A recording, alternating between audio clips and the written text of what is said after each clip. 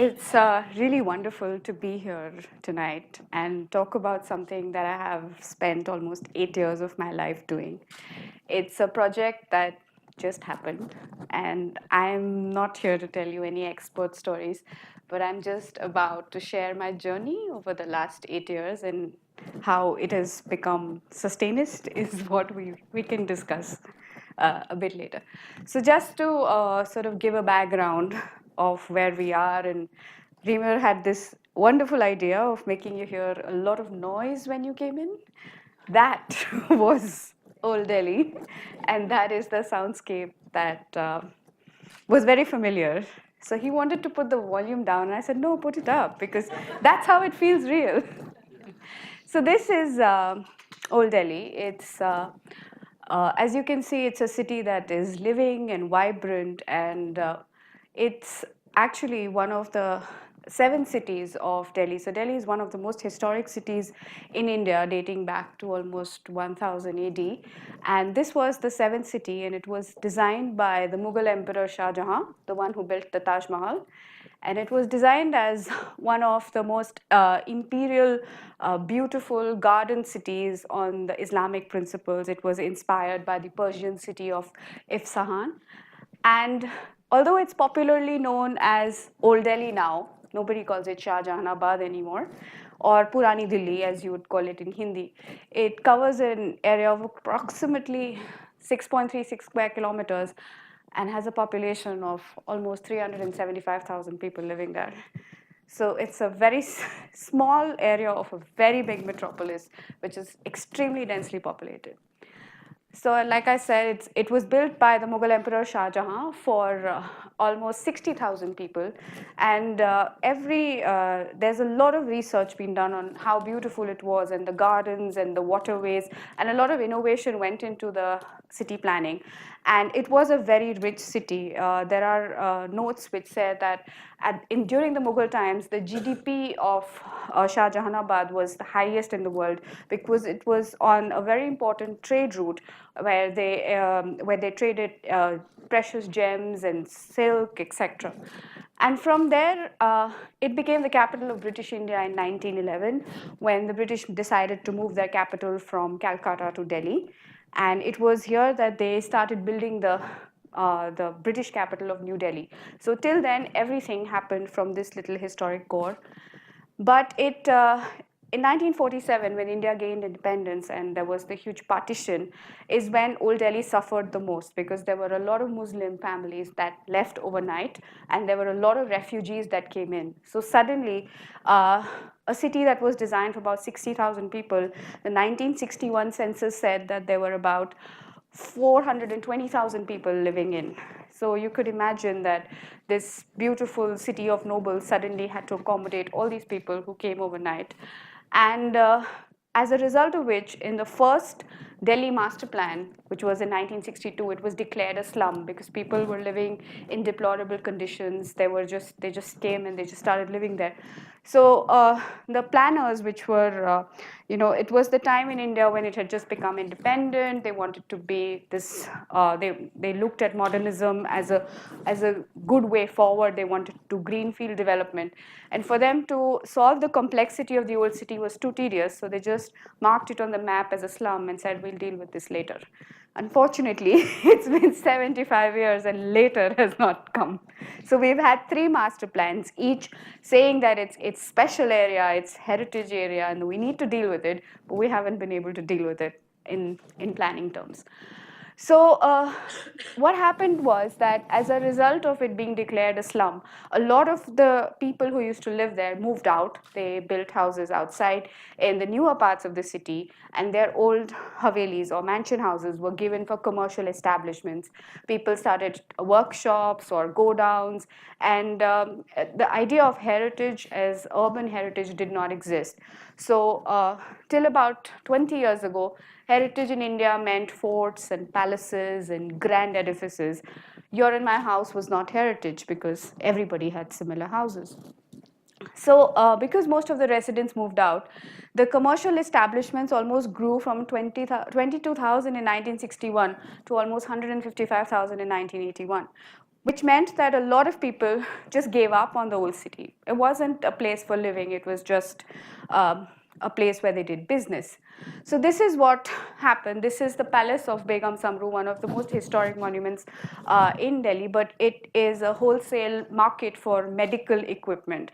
So even there was a TV program where the presenter went to every shop and asked them, do you know this is the Palace of Begum Samru? And they said, who's Begum Samru? This is our market. Then, so essentially, if you look at the pictures, you realize that there's a huge problem of real estate development. There are large issues with tenancy laws, structural and architectural distortion, and there are no resources for funding and restoration of heritage. So then what happened to heritage? This is a clipping from a newspaper where, like I said, in 1981, the master plan of 1981, they said that the Old Delhi is identified as a special area. But I think the game changer really was 2001, when the Delhi Metro entered Old Delhi. So for people who lived outside the walled city, it was a nightmare to go to the old city. It would take 2 hours in traffic and would be so congested that nobody would go there unless they had work. With the metro coming in, it became very accessible for the rest of the city. And I think that is not really recognized as a point or a milestone in heritage conservation, but it is, in my opinion, that is what changed everything, because suddenly the old city was on the map that did not exist. In 2006, the Red Fort, which you can see here, was declared as a World Heritage Site. And in 2010, 783 buildings were listed as heritage buildings by the government. So while the government was doing, heritage was coming of age, you can see on the right-hand side that it's essentially a marketplace with different kinds of wholesale markets for electrics, for jewelry, for bridal wear, for watches, everything, you name it, you'll find it. It exists, it's being manufactured, it's been sold at wholesale price. So if you look at the yellow card on the right, it says there are 40 commercial markets, 56 commercial streets, 325 Havelis, 783 heritage structures, including 229 historic buildings, 41 protected monuments, 554 heritage structures by state archaeology. That tells you that it's really rich in heritage. But this is my story now. How I ended up doing the first private restoration project in the world city. I mean, you'd see the richness of heritage, but how it gets caught in red tapeism and on a top-down approach that although everything was happening on paper and we had 3 master plans and we had gazette notifications listing 700 buildings, not one building had actually been touched on ground. So this is my story. That's me. I studied, like you said, European urban conservation in Scotland, and that was about 12 years ago. And I didn't think it was exciting enough. And I think you should be really careful what you wish for, because from there, I landed here. And this really changed my life, because this is the reality of Old Delhi, where you have the commerce, you have the people, you have everything. So if you didn't want simple, then super complex is what you get. So this project really is actually a story of a family that had an ancestral home in Old Delhi and that continued to live in that Old Delhi. Now, how did they find me? I was a young architect. I had just gone back to India after studying in Scotland, and I wanted to do something exciting. I wanted to do something with heritage, but as a young woman, nobody would give me work because I wasn't experienced enough. So this gentleman on the right, his name is Devkinandan Bagla. So since nobody was giving me work, I used to do part-time teaching at the School of Planning and Architecture. He happened to be roaming about the corridors, and he went and met the HOD and said, I need an architect because I have an old house in the walled city. So I was just passing by, and the head of department said, hey, come here, Aishwarya. Aren't you studying heritage something? I said, yes. He says, there's this man, he's really bothering me. Every day he comes and he says, why don't you just help him? So I looked at this man, and Delhi being Delhi, and he said, you can come with me and I'll show you my house. And I was thinking 20 times that should I go with a stranger? This is Delhi. It is the most unsafe city in the world. Should I really go with him? But then I said, but I really need a project. I have nothing to do. So I was in that dilemma, and I said, okay, let me take the risk. So I sat with him in his little car, and the university is not very far from Old Delhi. It's about a 20-minute ride. And while we were going, I was almost sitting at the edge of my seat thinking, where are we going? And is this really going to be worth it? But when I went and I reached this place, it was the most beautiful Haveli I had ever seen. And I asked this gentleman, is this a heritage building? And he said, heritage? What's heritage? So he told me, so this building is right in the center of Old Delhi in an area called Kashmiri Gate. And incidentally, it was listed in one of those 783 buildings that the Delhi government had decided to call heritage. Unfortunately, the Delhi government forgot to tell the owners about it. So they listed the buildings and they published the notification. And it's not strange that they did. So this is the lane that this Haveli was in. This is how it looked. And when I reached there, I realized that looking at the facade, that this must have been a really important building to have that big a frontage. And so this restoration project basically started because it was stamped by law that it was heritage. They didn't have a choice. So the landlord told me that, look, he said to me, Arey, this heritage is all, it's for forts and palaces, not for people like you and me. Forget about it, doesn't matter. I said, no, it matters, it's a law, we have to do something about it. So he said, my house is not heritage. I still wanted to do some research. So I looked up this listing book, and of course he didn't know it was heritage because the listing book said that the gate of the house, if you see the photograph, was very, very familiar to what we had just seen, right? So it was the photo that, but the address said that it was opposite shop number 39, residence opposite shop number 1242 by 5, Chota Bazaar. There was no way you could make out that this was going to be the Haveli. If it wasn't for the photograph, it was impossible to know where we were and what we were talking about. But there was a description which said that it had a grand entrance and bay windows, and it kind of matched. So I went back to him and I said, Uncle, I think it's heritage. We need to do something about it.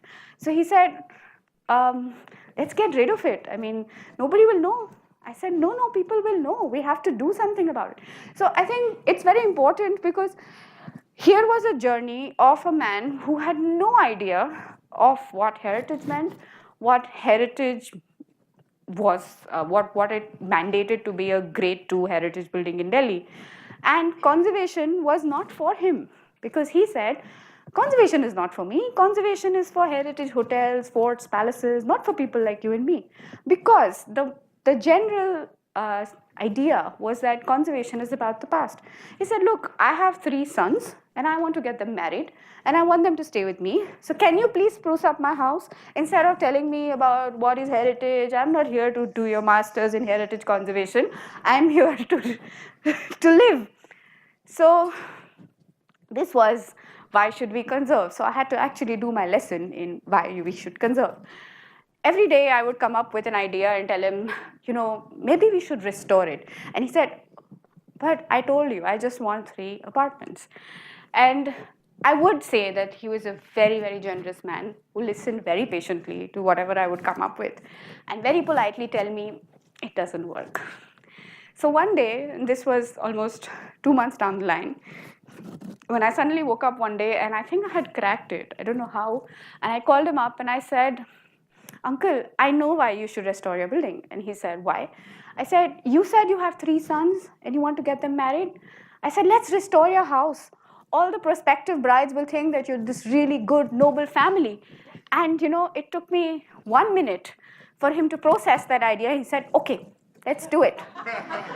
So the lesson really was that we were talking 2 different languages. I was talking about sustainability, I was talking about heritage, I was talking about this, that, and the other. But all it meant for him was, how was heritage relevant to him? It was relevant to him because it gave him an identity about his family, and that's why he wanted to restore it. I think that was the one day I realized that I had to get off the high horse of being this heritage consultant and be the person on the ground and actually listen to him and actually listen to his family. And that's why the project turned out very, very differently, because it was not done as per how you would treat a professional project. So the first thing really this was me selling him the idea. So it's called khandaniyat, which is a Hindi word which means nobility or being classy. So that really worked for him. So then, once the idea was sold, and it took about 2 or 3 months to sell him the idea, we said, okay, let's get onto the ground, let's do. So every book I had read said that we must restore historic buildings with lime mortar. Great, I went to Scotland, I studied heritage conservation, we went to the Lime Centre, we saw all these things happening, I saw all these wonderful shops where you could buy restoration materials. But guess what? I was in India, and restoration didn't exist as an industry. So the first step was, how do you do it? It's all great on paper, we can do everything, but how? Because the man would ask me, that's fine, okay, I've agreed with you, let's do restoration, but how? How are you going to do it? So we actually had to start very, very low tech, because of course this was my first project. I was desperate to do it. He was desperate to get me to do it, but we had nothing. So this was a house that was so old that there was no municipal drawings, nothing. So we actually started with low tech. And this is when I got students involved from the architecture school to help me measure, draw this house. This is how the house was in 2010. We actually did everything low tech. So this is a girl, she's drawing out the China mosaic pattern that existed. You can see that the house was in a really, really bad state. And we created the first set of measured drawings of this building. And that's when we realized that we were actually looking at the front portion of the house. And suddenly we realized that there was something else happening there. And we realized there was a back portion. And this was a typical Mughal Haveli, where you would have the front courtyard for the male members, and you would have a zanana or a courtyard behind for the female members, because they would be segregated. Now there was a partition in this family, so the rear portion belonged to some cousins of theirs that they didn't get along with, and they had nobody would go there. But unless we had drawn out this plan, it was difficult to put the whole thing in the context. So he would say, but why are you doing it? I said, just let me do it. But he was sweet enough. So when we started doing research, this is a map of Shahjahanabad in the 1850s. And it was very interesting, because when we started studying the old maps, I found on the map, where you can see in the red circle, kind of around the location of where it is now. And this is a graphic map. So you have an elevation which is drawn over there, which has this asymmetric facade, which gave me a kind of clue that this Haveli was probably very important if it was mapped on the, if it was on the map. And it must have been a very important person. And that it had origins pre-1850, which meant a lot. We looked at different kinds of maps, and this was the state it was in. It was horrible. There was a crack through into the floor. We had huge issues with damp, almost 8 feet high, lots of cracks, and it had had no repair for almost 40 years. So the third thing, the myth is, a lot of people don't go for conservation in India because it is assumed to be really expensive. So he would tell me, you've told me all this story about restoration and all that, but who is going to pay for this? The government doesn't give us any grants, and that's true, because although the government did declare 783 buildings as heritage, they don't do anything about it. They just force it on you. Okay, you're heritage from today, but then what? There's no tax rebates, there are no concessions, there's nothing. So you live with your elephant. So they said to me, but we can't, conservation is for rich people.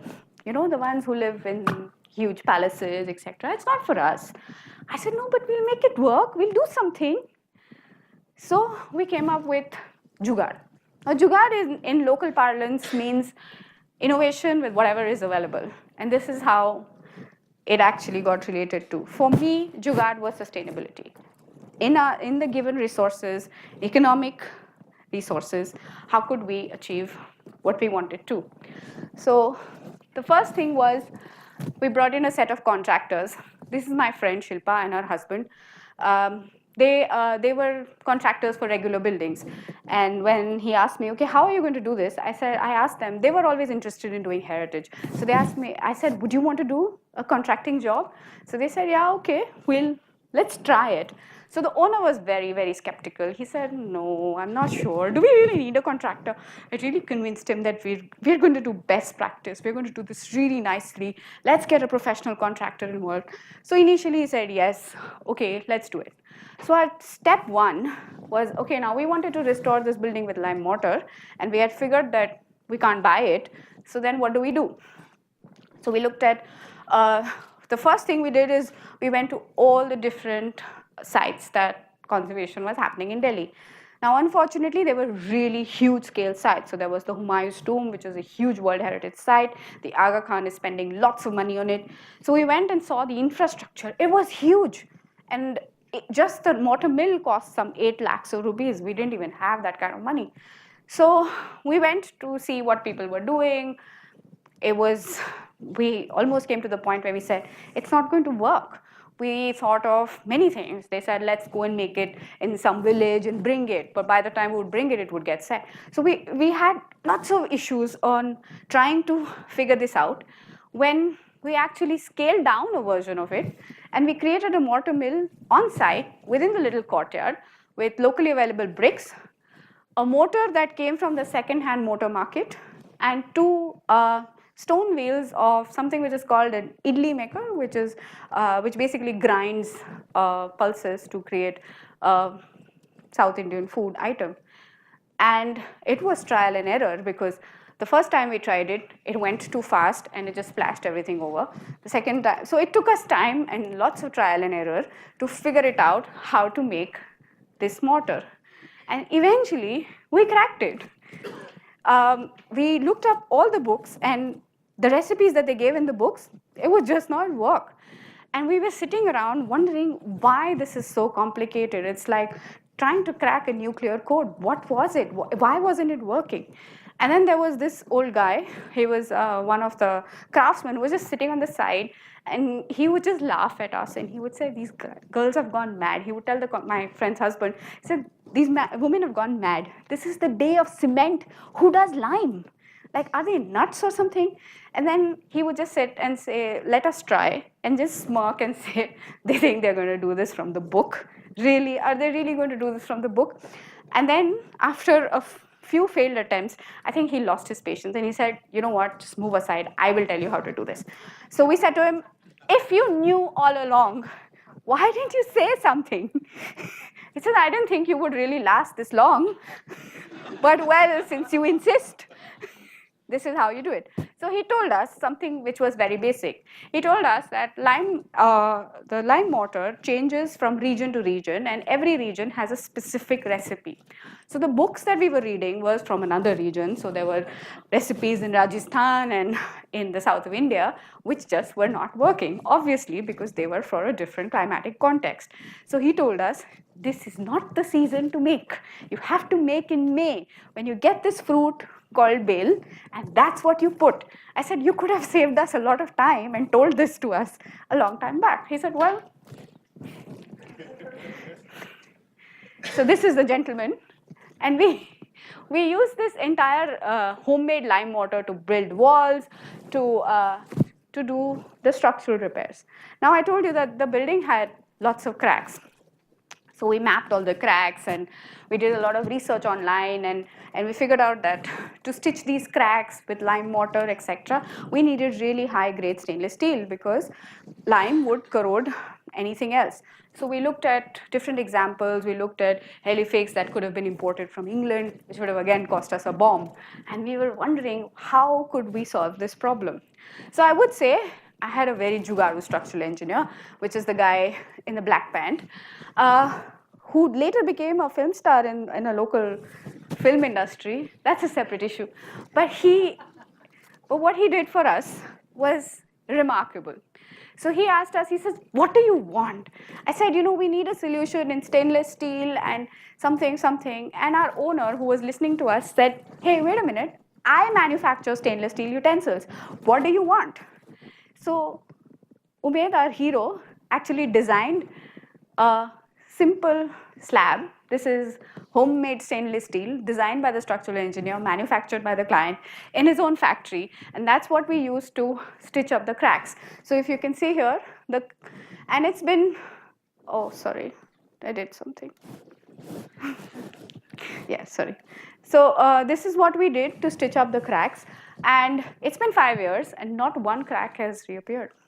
So it was innovation, it was engineering, but it was just two things put together. It was engineering from the structural engineer who actually did the math and said what kind of stainless steel we wanted, and it was our superhero client who decided that he could manufacture it in his own factory. And it solved a lot of problem because it came free. Free is a very important thing in India. And when it comes free, it becomes sustainable. So this was the other issue, which was we had almost rising dam to 8 feet, and that was because somebody had gone and put cement plaster on this wall in the 1950s. Now, our client, by this time, it was almost a year into the project, we got stuck because of many things. So when we started work on the project, the archaeological survey had just introduced a new law that if you were within 100 meters of a monument, you could not do anything if you were 200 meters. So we checked. We were far away. But the government actually checks as the crow flies. And unfortunately, we were 292 meters, just 8 meters short. So we started work, we set up the mortar mill, and came a policeman to say, this is illegal, you can't do this. They arrested our owner and took him to the police station and said that this is illegal. So we said, then what do we need to do? They said, you have to go through the entire process and get a warrant, which we did. But it was also a very good point because till that point, he was kind of dismissing the whole idea that, oh, we can manage, nobody really cares.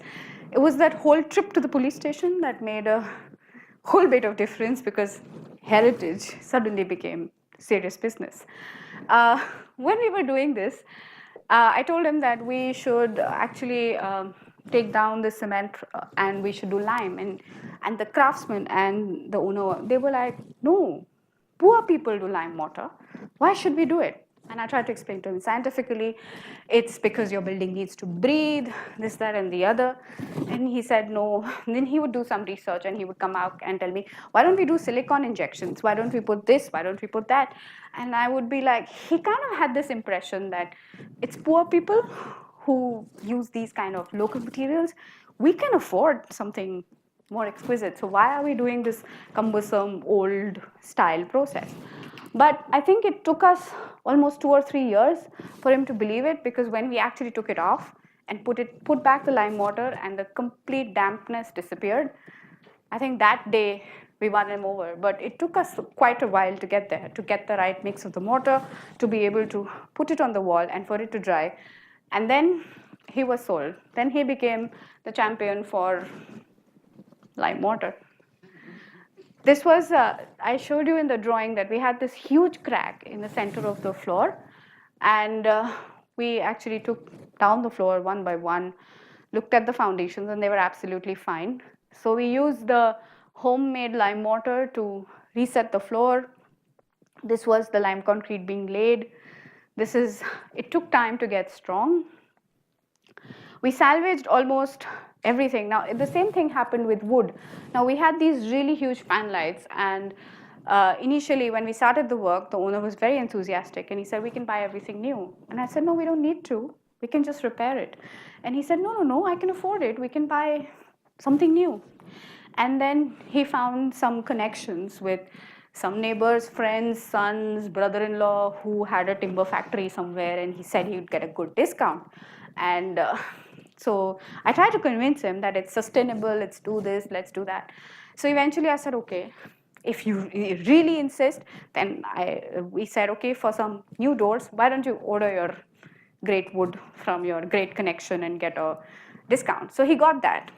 And when the contractor started using that wood, it was too hard. And they broke their machines and something. And then they fought amongst each other, and the contractor was eventually thrown out because the owner felt that the contractor was eating too much money. And he said, he's rubbish, he's a horrible man, take him out of the project, I don't need him.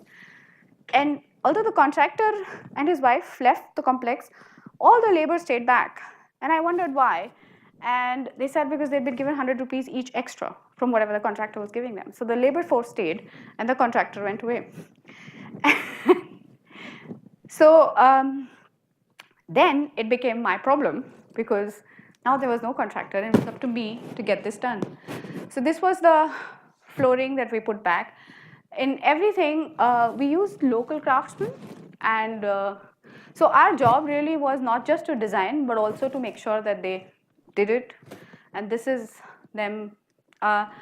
This is also the point that I'd like to drill, which is about design in detail, because a lot of times architects in India are very happy to design new buildings because that's more fashionable, and heritage is just people's.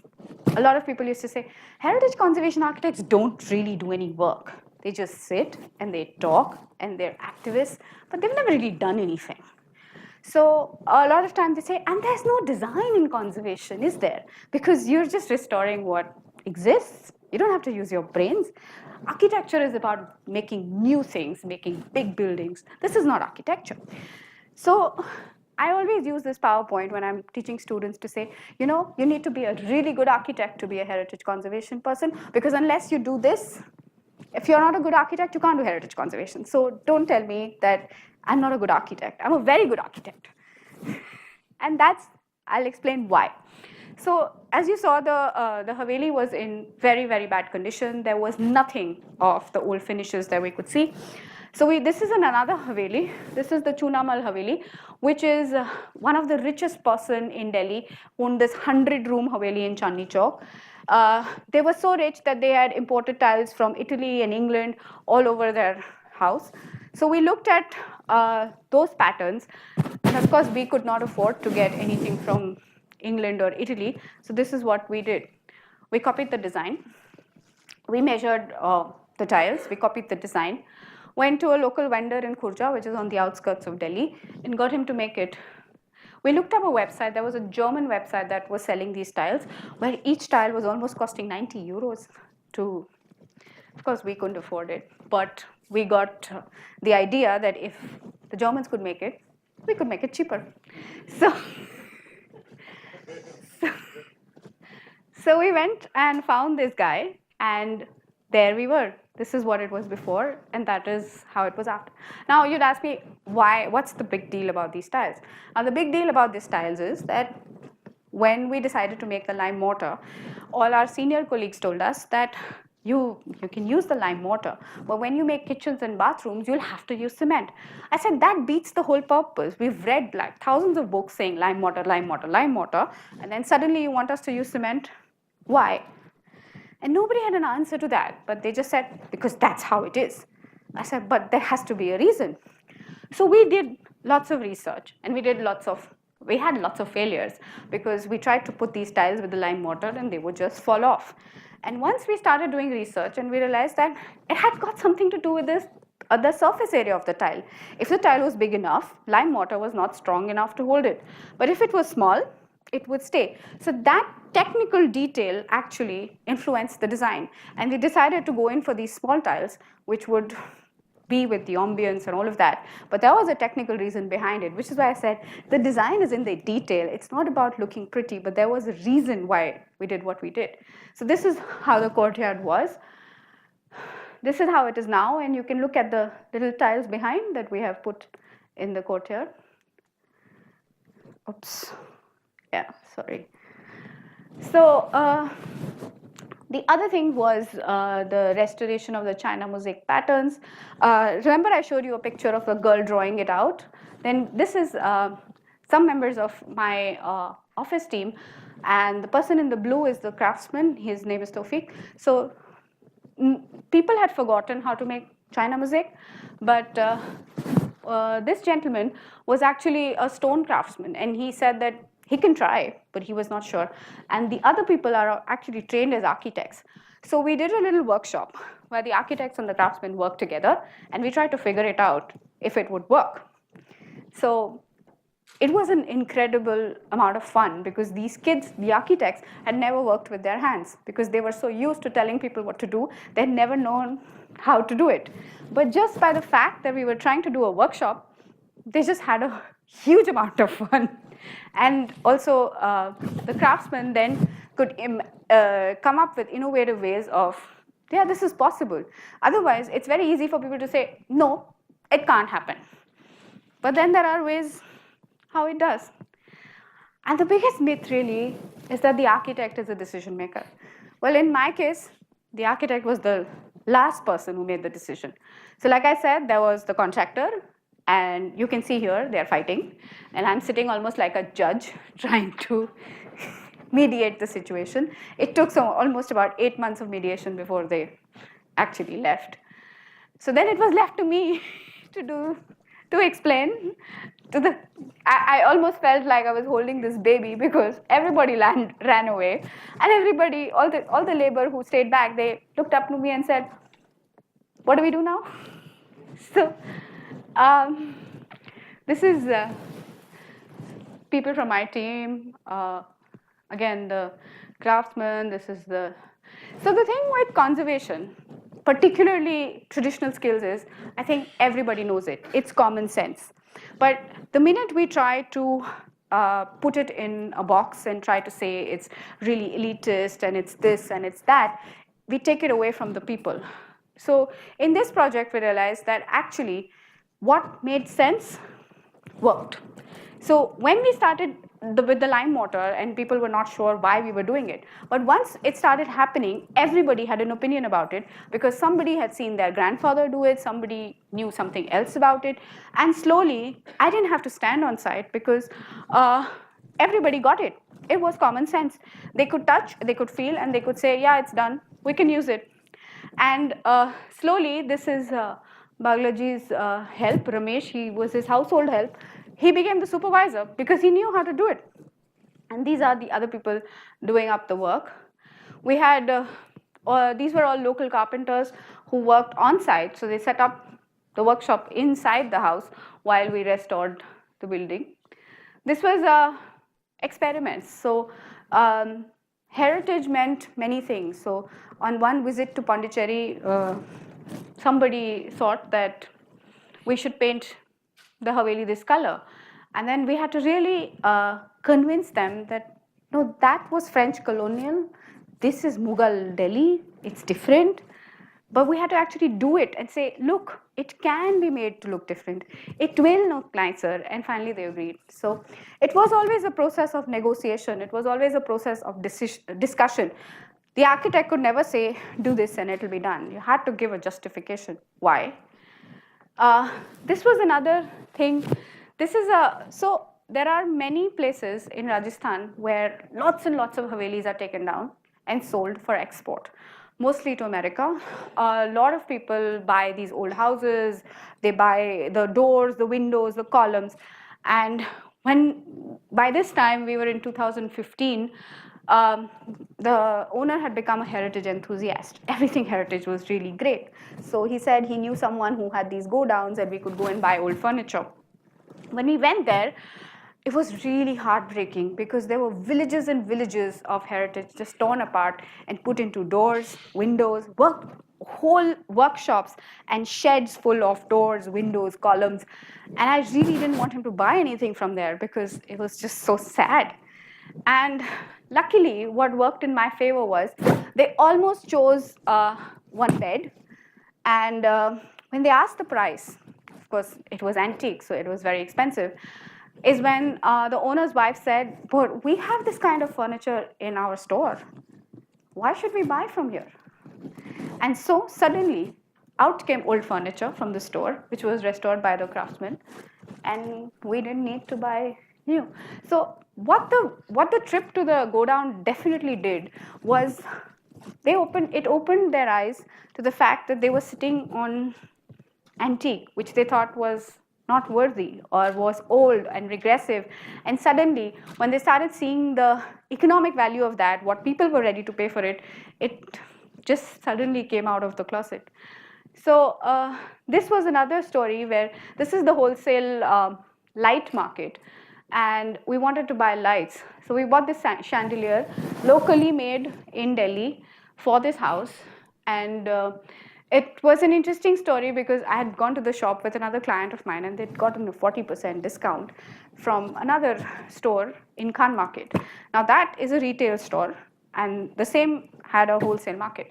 So when the client said to me, let's go and buy lights, I said, great, let's go to Khan Market. He says, no, rich people go to Khan Market, let's go to the wholesale market. So I said, okay. So he says, and once we're done, we can eat chaat because there's this really good chaat right down the corner. So I said, okay. So we went. We had an entire inventory made, how many lights we needed, all of that. We chose everything done. And I made the mistake. I really know it was my mistake. I told him that I got a 40% discount in Khan Market. He just sat down and he forced the owner that he had to give him a 40% discount. The owner of the shop said that, well, this is wholesale price. We don't give discounts here. So he sat there and he talked about his family and how they were so wealthy and how they were merchants and how they own so many shops here and that somebody knew somebody and that his great-granddad and the great-granddad of the light shop owners must have been friends. And it was almost about 45 minutes, after which I got bored. So I said, Uncle, I'm going, because I thought it was really going nowhere. And he's like, where are you going? We have to eat the chaat. I said, we'll eat the chaat some other day. I really need to go because this is getting really embarrassing. So I left and I was like, we're never going to get the lights. It's just getting too embarrassing.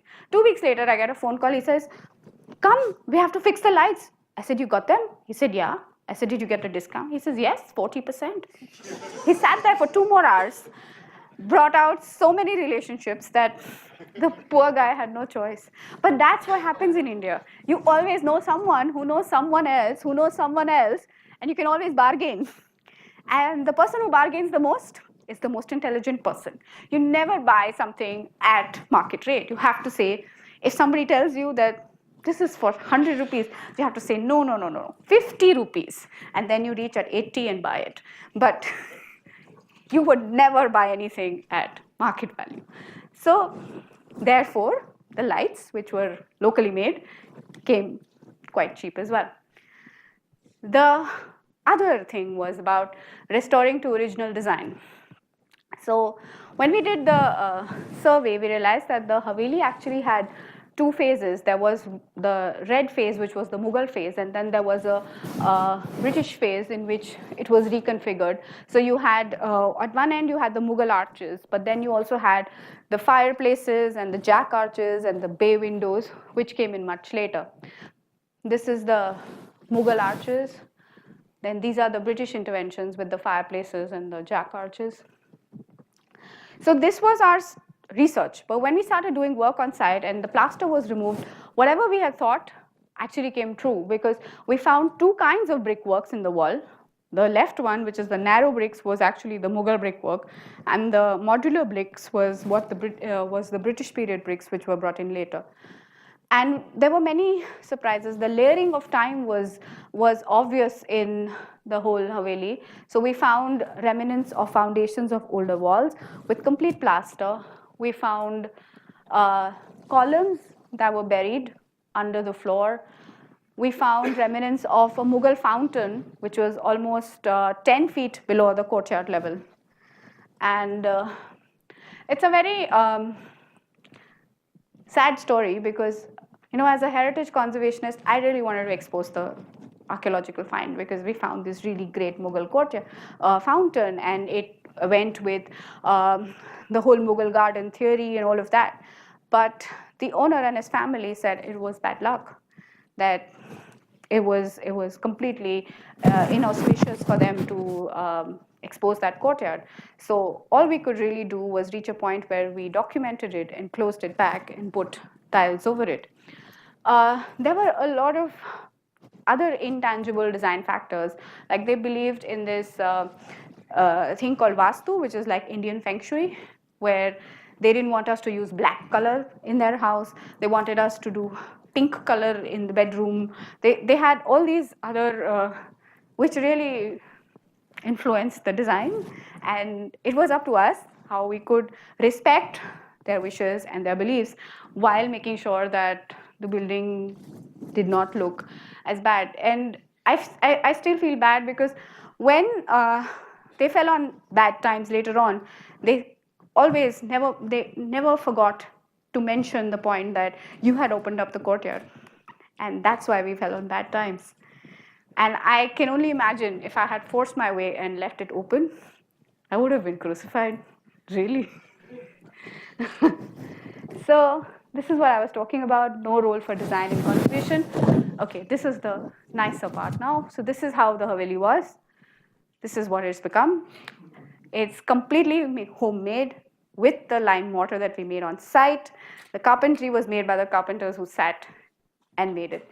Now this was a very important discovery because the point was to say that you can live in the walled city and have a very comfortable house without really wanting to move out. This is how the space was.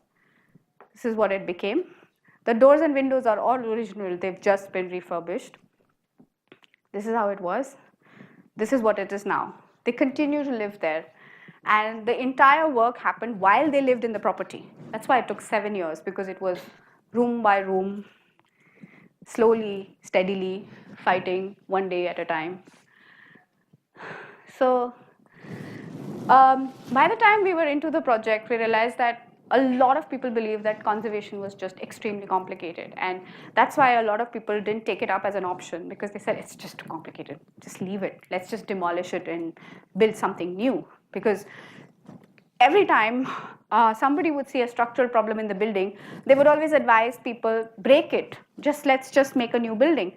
And it's very often that even architects, they would always advise people to break the building and make new because it gives them a commission. So we decided to step out and do something else. So when we cracked lime mortar, and like I said, I looked at every book that was available and nobody was giving me the right recipe, and it was literally very difficult to get the project off the ground. And being the first private conservation project in the city, it became very difficult for anybody. I thought, if this is the first and it's so difficult, no wonder there's nothing happening in the city, and we need to do something about it. So we decided to open the doors of the Haveli to anybody who wanted to see how a conservation project is done. So we opened the doors to any students who wanted to come and see how things are done. This is the first bunch of students. And then we got some researchers. They're from Germany. There was this lady from France who was doing a PhD on Havelis, and she said that our project was the first project where she actually saw a real Haveli and what it meant. She was doing something on the socio-cultural life of people in the walled city. And we started doing workshops. So this was the first workshop for teaching students how to make lime mortar, because it had been taken out of their curriculum. So they were learning to be architects, but nobody taught them about traditional building construction. They only taught them about steel, glass, and cement. So we put out a note on social media, on Facebook, saying, we're doing this little lime workshop and we're charging 100 rupees. Suddenly, on one Saturday, we had about 100 students coming, wanting to learn and see and touch and play with lime mortar. So this is the first lime workshop we did. This is 2014. And then we put everything on a blog. So it's called the Haveli Project. And it really started just as a resource for anybody else wanting to restore a Haveli. And then the blog was found by a journalist who then wanted to see the Haveli. He came, he met with the family, and suddenly we found ourselves on the front page of Times of India. It's very difficult to be on front page of Times of India. Only politicians get to be on front page of Times of India. But with a headline like that, which says, "Seeking Brides, Family Restores Old Haveli," we made national news. So slowly, one story led to another. This is a famous author, William Dalrymple, who wrote the book, The White Mughals, who also heard about it, read about it in the media, and came to see, what's this Haveli fuss all about? Why is this Haveli written about so much? And he came, he met with the family. We had many more students coming in. That's the students. And what this resulted in was a handbook for homeowners, which was printed by intact. Now this is an interesting story because Delhi was going to be put up for World Heritage nomination, and when the ICOMOS committee was coming to evaluate it, they realized there were no real private projects. So our project became the model project for the city. And then from there, they asked me if I could write a handbook for owners and occupiers. And so this handbook, although I wrote it in 2015 and then Delhi did not do the nomination, they pulled it back and it just sat on the back burner. September 2018, this manual was released in English and Hindi for all the other homeowners to learn from the project and DIY, restore their Havelis. And this is what we did on the 1st of February, where we continue to use the Haveli for doing things with students. This was a workshop we did with Sustainism, and it's called Jugadopolis, and I'll tell you about it in a minute. So we finished this project, not really finished this project, but something or the other is constantly happening. And we started the project in 2010, and the family lived through the project in the house. So it was quite challenging to do all the work because the courtyard was the only space available for doing anything related to the construction activity. I think they were very, very cooperative, and I think the best part of the project was they were very open-hearted and they welcomed anybody to come into their house to see the work, to talk to them. They welcomed everybody really from different parts of the world to just come and experience heritage. And for me, it was one of the most important things in the project was how it connected so many people. And the blog really worked well because most of the researchers who wanted to see the project came through the blog, because they would just send us an email and say, we would really like to see this project. Yeah, so we're back.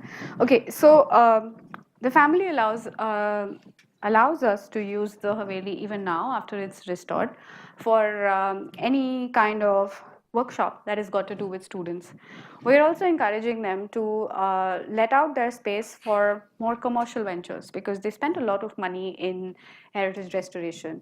And so after I met Remer and Michelle, we sort of brainstormed on how this could lead to something, and we talked about the Sustainist design principles, and we did a workshop on the 1st of February with some students, which are students of design, students of history, that we called through social media, again an advertisement on social media, to look at what they thought of the project or what they thought of Old Delhi.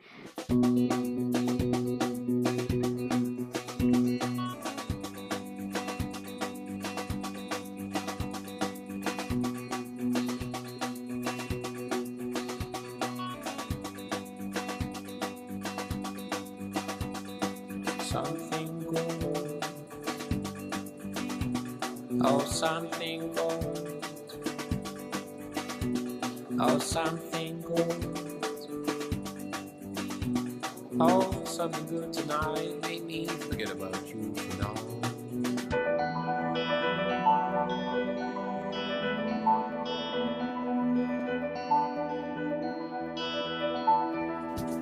Get high,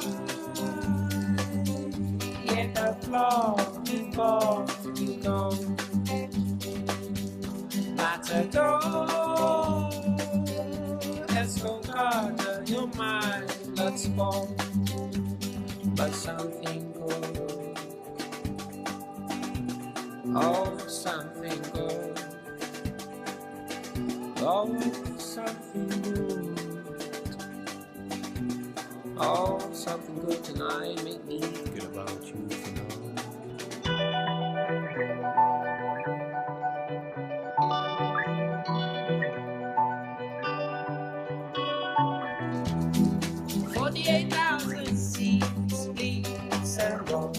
My memories of you. Now that I'm fully in, the matador is no more distracted from you. What was the last thing you mentioned? Jugaad. Yoga.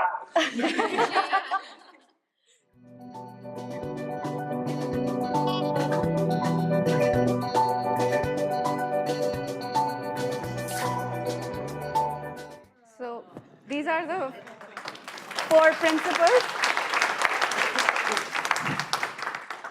So we followed the Sustainist design guide, and these are the four principles, and this is what the students have actually come up with in the workshop, how they looked at the project. So we took them for an experiential walk of Old Delhi and made them look at the different dynamisms. They created a kind of mind map of the experience, and then I gave them a presentation, much like we spoke about now, about the whole project and the whole process over the last 8 years. And then this is what they came up with, what we have done through the project, as well as what they saw in the context, and how it related to the four principles. So this is the first one. We are what we share, and you can see the collage of pictures. We're doing presentations, we're inviting students, we're working with the craftsmen, and we're sharing knowledge, ideas, and through the blog, as well as through people-to-people connections. The next one is it's all about relationships, and particularly in this project, whether it was the family, their relationships, their friends, how they got things free, or even the students and how they started relating to the property, as well as when we were doing the workshop. If you can see the photograph below, we were sitting in the courtyard, literally on the floor, as you would normally, and most of these people had never visited, these kids had never visited the old city, and it was so busy outside, the soundscape that you made us hear earlier in the morning. But the minute you come inside the courtyard, the entire sound is cut off. It's a very quiet and serene place, and we spent an entire day there doing brainstorming and creative activity. And when I asked some of these kids, how did you feel, and they said, we felt at home. This is the first time we came here, but it's comfortable, it's nice, it's safe, and we feel at home. I think that is the kind of relationships that old buildings and the homely feeling that they got. We could have done this workshop in a really fancy venue, but it wouldn't have had that kind of feeling that you got sitting, sipping chai on the floor, doing your drawings. And each of the kids, they gave us a little feedback, and they were just so thrilled that they went back and they told their friends about it. And I'm constantly getting inquiries saying, when are you doing the next one? So in fact, we started doing this Jugadopolis as a prelude to do this lecture today, but I'm happy to say that we're going to turn it into a student-led movement to understand the old city better and to appreciate the old city better. So our next workshop is going to be about connecting courtyards, where people and places can be put together, and how they can, it's just still in our heads, but it'll work out. And this is about local is a quality, not a geographic marker. Everybody in this project was local, whether it was the structural engineer or the craftsman. It was a very interesting story about the guy who was making the China mosaic. There's just a mosque about 3 or 4 buildings away, and this guy was commissioned to do the stone lattice work in that. And the owner was passing by, and he liked it, and he called him, and he came in and he started working on the project. That's how people usually work. People in India usually don't hire architects, because architects are supposed to be expensive. So they usually catch hold of good craftsmen and get work done. So design is something that everybody can do, and you can choose if it's good or bad. But people really don't need designers. They think we can. In fact, in India, people don't need anything. They don't like professionals. They can do it themselves. Everything. They don't like fashion designers either. They can do it themselves. They can draw it out and tell the tailor exactly how they want, and they'll do it. But then there are all kinds of people, and there are many, many people in India. So everybody has a vocation, and everybody has a job. And this is the last principle about proportionality rather than scale. And I'd really like to end here to say that it was a small project, one small family, their home. And it actually became a path-breaking project, because it delivered what had never happened before. It became the first private restoration project done with private funds of the owner. And slowly, as the funds appeared, we took decisions to save money as much as possible. And what it proved to the city, the country, and also to the world is that this was possible. We got covered by so much media, national, local, and international, for doing something that made common sense to us. When I started this project, the day I was sitting in the car with the owner thinking if I'm risking my life, and where I'm standing here today, where I've spent 8 years with their family. I'm almost a part of their family. They even, so when they had their first wedding in the family, I was invited. And now there's another wedding, and of course I'm going to be invited. But I think it went much beyond a professional relationship. It was really the connectedness, the people-to-people relationship. And I think somewhere there was the trust built that I wouldn't give them wrong advice. And I think I stopped when I started the project, I was really young and I really wanted the project, so I agreed for a sum. But after that, the scale of the project had become really huge. And initially, I would muster up courage to go and say, I need a fee enhancement. And he would say, Beta, come sit, have lunch. You're part of our family. Whatever you want, we'll give you. And I would feel so embarrassed to say, okay, I want money. Because what they gave me was so much love and so much respect and the opportunity to take their story to people like you. And for that, there's no money. So I think I've been really blessed to be almost chosen to do this project and to bring it to you all, because it can't be anything else. I mean, I couldn't have planned it. It wouldn't have happened like this. So I really feel very blessed. So thank you very much for listening to my story today. And I'll end here.